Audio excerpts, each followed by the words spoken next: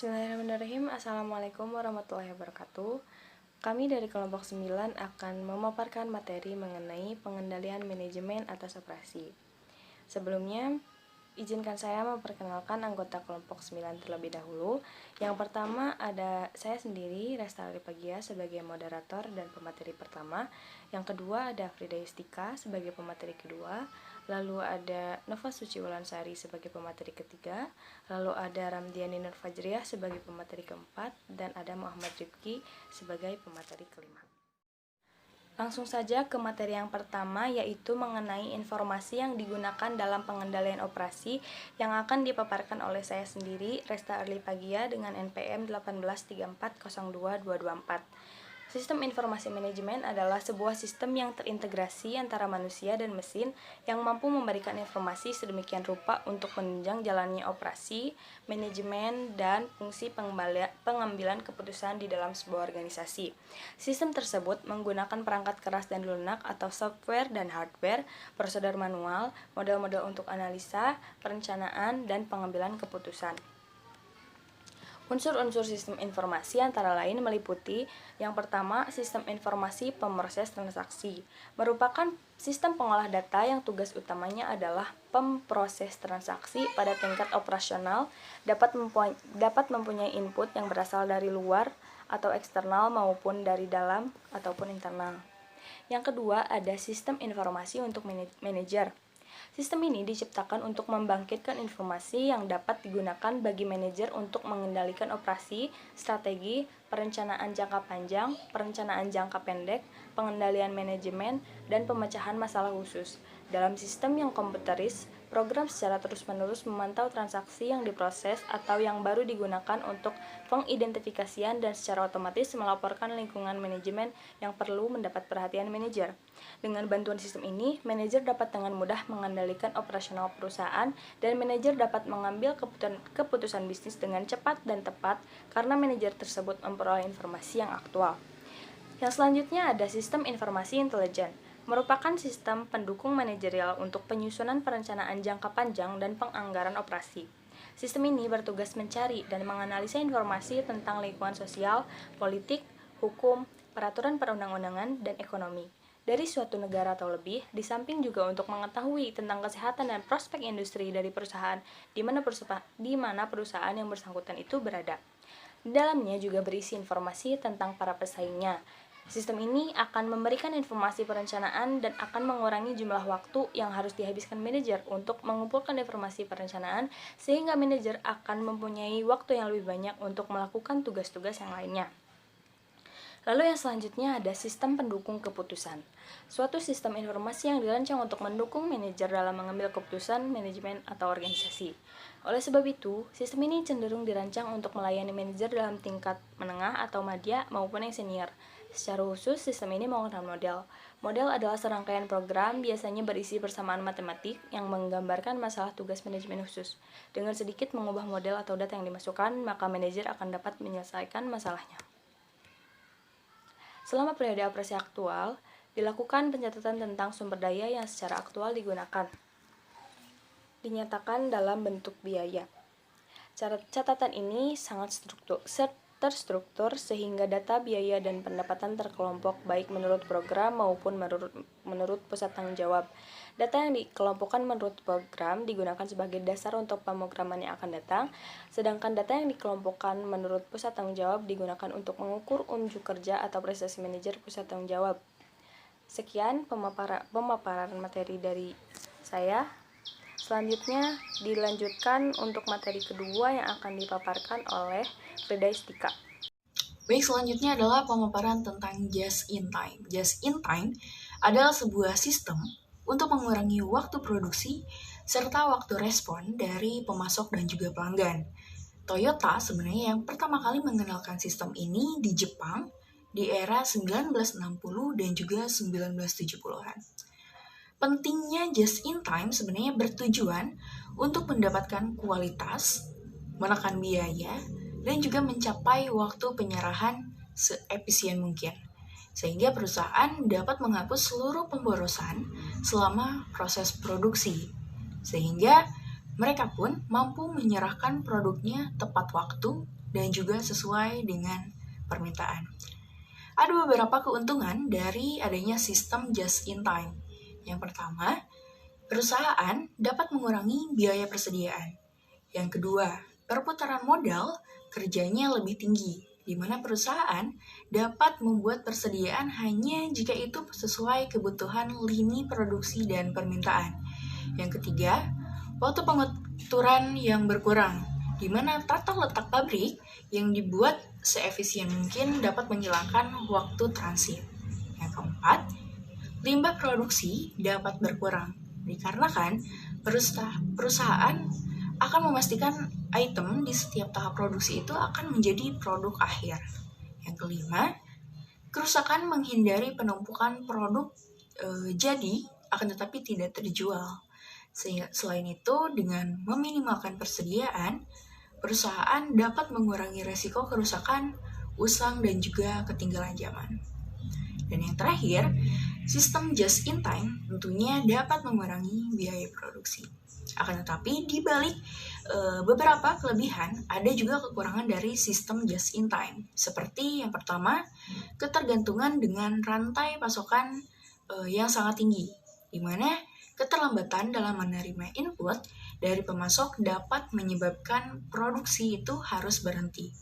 Yang kedua, biaya yang dibutuhkan lebih tinggi untuk elemen non-pergudangan, di mana perusahaan cenderung memesan input lebih sering sesuai dengan kondisi permintaan.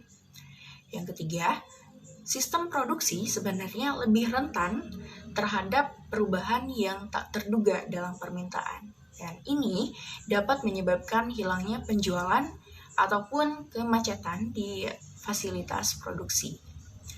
Yang keempat, akan lebih sering terjadi pengiriman stok dan juga meningkatkan emisi karbon. Dalam artian, ini dapat berpotensi merusak citra perusahaan karena tidak ramah lingkungan. Demikian yang dapat saya paparkan. Terima kasih. Selanjutnya ada pemaparan materi ketiga yang akan dipaparkan oleh Nova Suciwulansari. Baik, di sini saya akan menjelaskan tentang Total Quality Management. Total Quality Management itu merupakan suatu pendekatan dalam menjalankan usaha yang mencoba untuk memaksimumkan daya saing organisasi melalui perbaikan secara terus-menerus atas jasa manusia, proses, dan lingkungannya. Dalam prinsip Total Quality Management itu ada 4. Yang pertama, kepuasan pelanggan. Kebutuhan pelanggan diusahakan untuk dipuaskan dalam segala aspek, termasuk di dalamnya itu ada harga, keamanan, dan ketepatan waktu. Semakin tinggi nilai yang diberikan, maka semakin besar pula kepuasan pelanggan. Kedua, respek terhadap setiap orang. Setiap orang dalam organisasi diperlakukan dengan baik dan diberi kesempatan untuk terlibat dalam tim pengambil keputusan. Ketiga, manajemen berdasarkan fakta. Setiap keputusan selalu didasarkan pada data, bukan pada perasaan. Ada 2 konsep pokok yang berkaitan dengan hal itu. Yang pertama itu ada prioritas, yang kedua ada variasi. Untuk yang selanjutnya, perbaikan berkesinambungan. Konsep siklus PDC atau Plan Do Check terdiri dari langkah-langkah perencanaan, pelaksanaan rencana, pemeriksaan hasil pelaksana rencana, dan tindakan korektif terhadap hasil yang diperoleh. Untuk selanjutnya yaitu tentang unsur dalam Total Quality Management. Itu ada 10. Yang pertama, fokus pada pelanggan. Dalam Total Quality Management, baik pelanggan internal maupun pelanggan eksternal itu merupakan suatu penggerak. Yang kedua, obsesi terhadap kualitas. Dengan adanya kualitas yang telah diterapkan, organisasi itu harus terobsesi untuk memenuhi atau melebihi apa yang telah ditentukan sebelumnya. Untuk yang ketiga, ada pendekatan ilmiah. Itu diterapkan dalam penerapan Total Quality Management, terutama untuk mendesain pekerjaan dan dalam proses pengambilan keputusan. Untuk yang keempat, ada komitmen jangka panjang. Komitmen jangka panjang sangat penting guna mengadakan perubahan budaya agar penerapan dalam total quality management itu dapat berjalan dengan sukses. Untuk yang kelima, yaitu kerjasama tim atau teamwork. Yang keenam, ada perbaikan sistem secara berkesinambungan. Sistem yang ada itu perlu diperbaiki secara terus-menerus agar kualitas yang dihasilkannya itu dapat semakin meningkat. Untuk yang ketujuh, ada pendidikan dan pelatihan.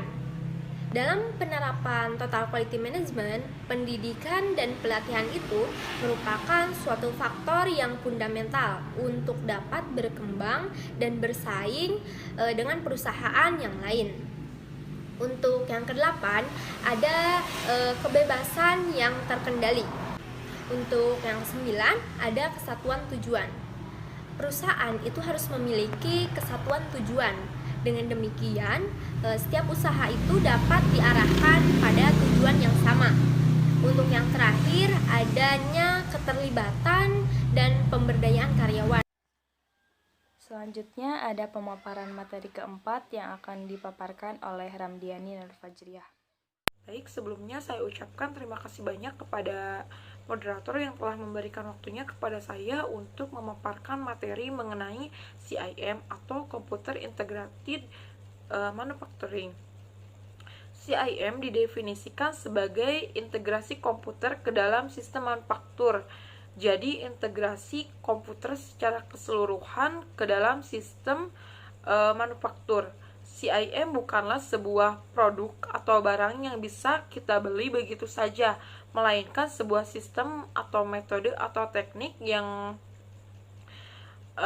meliputi semua aplikasi komputer untuk mengontrol keseluruhan proses manufaktur, mulai dari desain, analisis perencanaan, purchasing, dan sebagainya. CIM merupakan salah satu implementasi ICT dalam manufaktur, di mana mulai dari desain, analisis, sampai tahap akhir ini sudah menerapkan teknologi komputer. Untuk selanjutnya itu konsep CIM secara keseluruhan. CIM meliputi penggunaan paket software komputer pada keseluruhan proses pengembangan produk dan proses manufaktur dengan semua aktivitasnya. Data yang dibutuhkan untuk bermacam aktivitas tersebut diteruskan dari satu aplikasi ke aplikasi lainnya secara seamless. Mulai dari data kebutuhan produk dari marketing, kemudian data spesifikasi produk dari data desain, data perencanaan proses produksi, hingga pengiriman barang ke customer dan feedbacknya dari mereka kepada perusahaan untuk dijadikan pengembangan produk selanjutnya. Adapun konsep CIM yang lebih rinci yang dikeluarkan oleh Case dan SMA, yaitu disebut dengan CIM Wheel, di mana pada tahun 1980 Case dan SMA ini mengeluarkan konsep CIM yang kompleks. Ini adalah gambar dari konsep CIM Wheel. Kemudian pada tahun 1986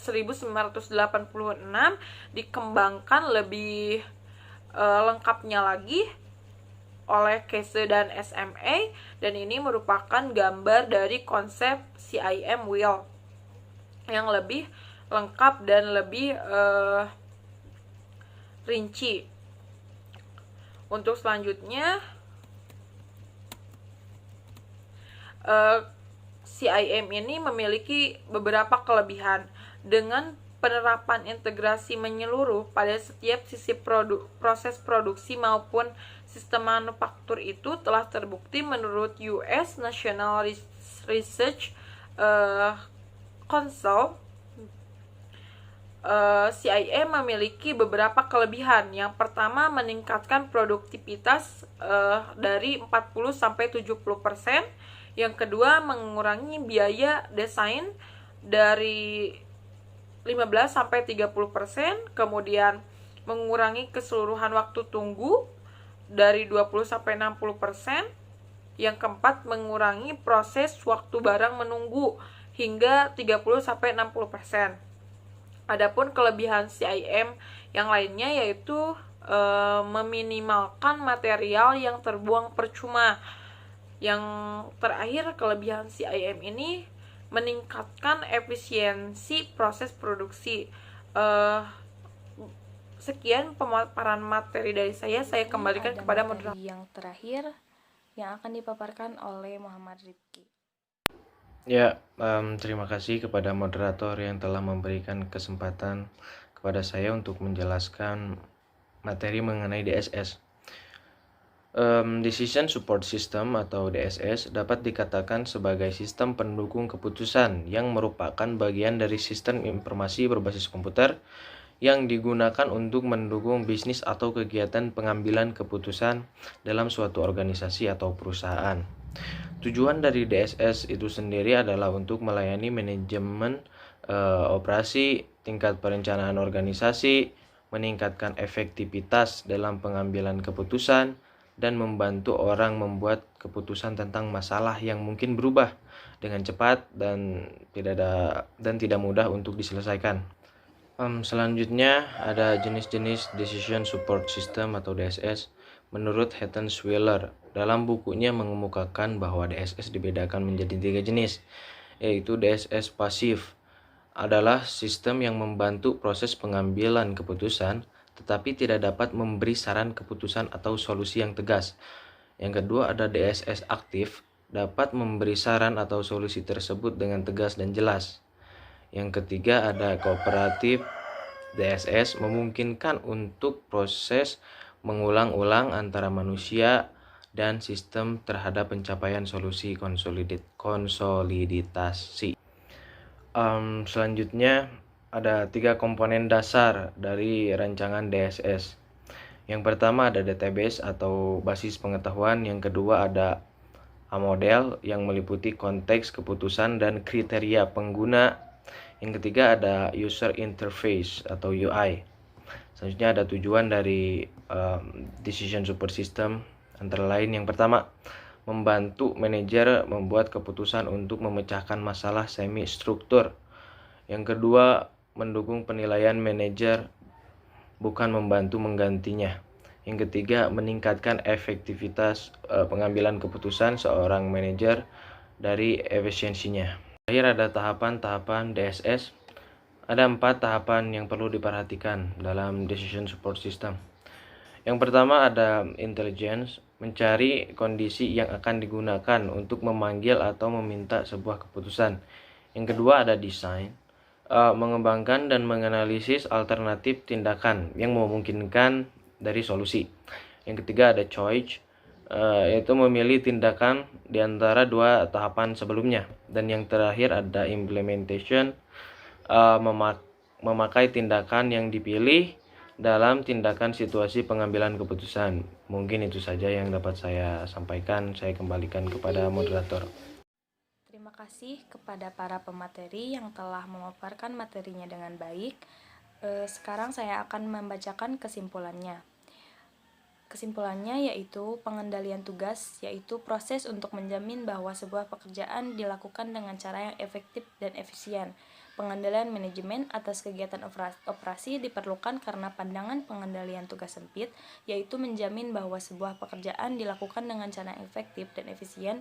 Kegiatan operasi yang efektif dan efisien belum menjamin tercapainya tujuan perusahaan, karena untuk sampai ke kegiatan operasional, tujuan perusahaan harus dijabarkan menjadi strategi, program, dan anggaran. Kalau dalam satu atau lebih penjabaran tersebut terdapat kesalahan, maka keberhasilan dalam kegiatan operasional dengan sendirinya belum tentu menjamin tercapainya tujuan. Demikian pemaparan dari kelompok kami. Mohon maaf bila terdapat banyak kesalahan. Wassalamualaikum warahmatullahi wabarakatuh.